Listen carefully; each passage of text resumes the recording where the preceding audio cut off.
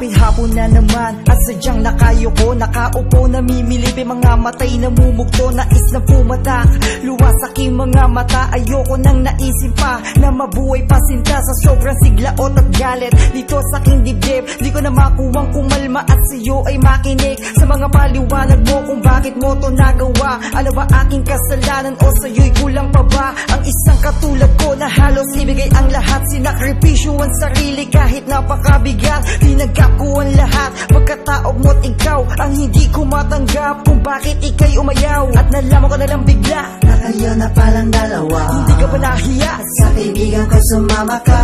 Tagos pusong kirot, lungkot at tapdi. Sawa na akong masaktan, ayoko na umibig pang muli. Hindi naman tayong dalawa ay magkakaiwalay. Kahit pa ano man ang mangyari, ay nandito lamang ako sa'yo. Tatanggapin muli kita, sinta, sa kabila ng iyong mga nagawa. Ay di ako magbabago sa'yo,